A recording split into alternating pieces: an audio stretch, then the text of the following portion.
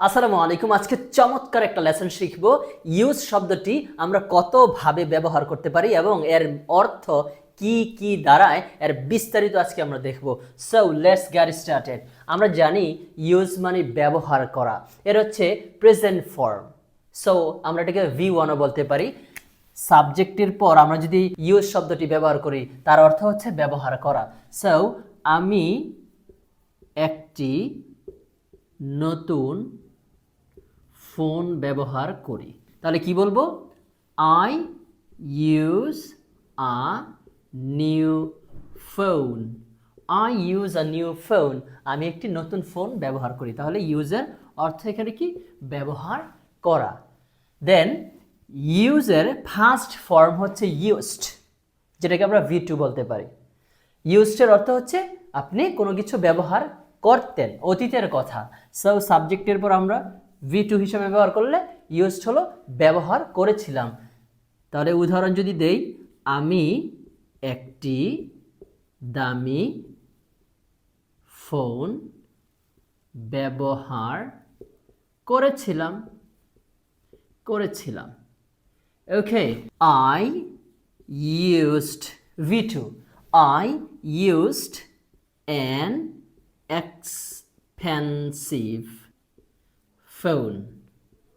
I used an expensive phone. তাহলে ব্যবহার করেছিলাম, used এর অর্থ V2.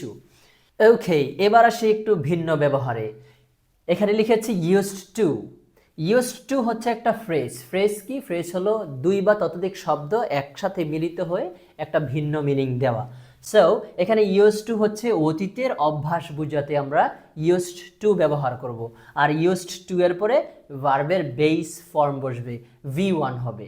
ওকে, এটা যদি একটু বিস্তারিত বলি, কোনো কাজ অতীতে নিয়মিত আপনি করতেন কিন্তু বর্তমানে ওই কাজটি আর একেবারেই করেন না, তখন আপনি ব্যবহার করবেন সাবজেক্ট ইউজড টু ভার্ব 1। ওকে, বোঝা গেল? যেমন কোনো একজন ব্যক্তি অতীতকালে ধূমপান করত কিন্তু বর্তমানে তওবা করে একেবারে ছেড়ে দিয়েছে, এখন আর সেই কাজটি করে না। ওকে, বা কেউ একজন আগে মিথ্যা কথা বলতো, এখন আর সে মিথ্যা কথা বলে না। সো অতীতে নিয়মিত কোনো একটি কাজ করতো। কেউ একজন আগে গ্রামে বসবাস করত, এখন আর গ্রামে বসবাস করে না। অতীতের নিয়মিত অভ্যাস কিন্তু বর্তমানে একেবারেই সেই কাজটি করা হয় না। সেক্ষেত্রে আমরা সাবজেক্টের পর ইউজড টু ভার্বের বেস ফর্ম বসাবো। যেমন কেউ একজন তার বিশ্ববিদ্যালয়ের জীবনে ধূমপান করত, এখন আর করে না। তাহলে কিভাবে বলবো? Someone used to smoke in his university life. আমার বন্ধু 10 বছর আগে গ্রামে বসবাস করত। My friend used to live in village 10 years ago. একটা উদাহরণ দিচ্ছি, যেমন বল্টু 2 বছর আগে ধূমপান করত। বল্টু 2 বছর আগে ধূমপান করত। ওকে, সো বল্টু বল্টু নামটি নিলাম, কাউকে দোষারোপ করতে চাচ্ছি না, সেজন্য একটা কাল্পনিক নাম নিলাম। বল্টু used to smoke 2 years ago. Boltu used to smoke 2 years ago. Okay, finally am is are used to verb 1 এর সাথে ing। এটা আমরা কখন ব্যবহার করব? বর্তমানের অভ্যাস বোঝাতে। যেমন আপনি এখন ইংরেজি শিখতে অভ্যস্ত। হ্যাঁ, আবার কেউ এখন বর্তমানে লিখতে অভ্যস্ত। হ্যাঁ, আপনি 5 ওয়াক্ত নামাজ পড়তে অভ্যস্ত, কেউ কোরআন তেলাওয়াত করতে অভ্যস্ত। বর্তমানের অভ্যাস বোঝাতে আমরা সাবজেক্টের পর অ্যামিজার, তারপর ইউজড টু V1 এর সাথে আইএনজি ব্যবহার করব। আমি ইংরেজি শিখতে অভ্যস্ত, এটা আপনার বর্তমানের একটা অভ্যাস বোঝাচ্ছেন। So I am used two, এবার V1 এর সাথে আইএনজি দেব, তাহলে শেখা হচ্ছে লার্ন, এখন হয়ে যাবে learning. I am used to learning English. Am is are used to ভার্বের সাথে কিন্তু কি করলাম? আইএনজি যোগ করলাম।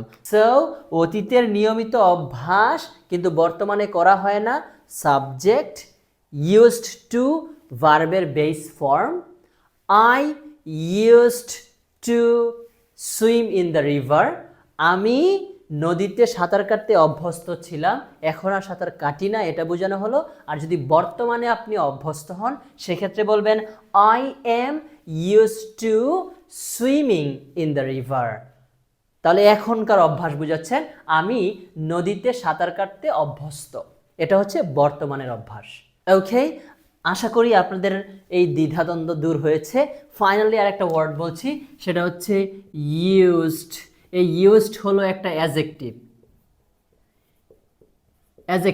ওকে ইউজড এর অর্থ হলো ব্যবহৃত যেমন আমার একটা ব্যবহৃত ফোন আছে I have a used phone.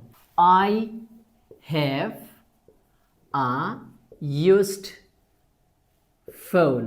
এইখানে used এর অর্থ হচ্ছে ব্যবহৃত I have আমার আছে a used phone একটি ব্যবহৃত ফোন সো used শব্দটি এখানে অ্যাডজেক্টিভ হিসেবে ব্যবহার হয়েছে আর used এর বাংলা হচ্ছে ব্যবহৃত ইউজের সকল ব্যবহারগুলো আমি ভেঙে ভেঙে অর্থসহ বুঝিয়ে দিলাম I hope that you'll never make any mistake in the future anymore so thank you very much for watching this video by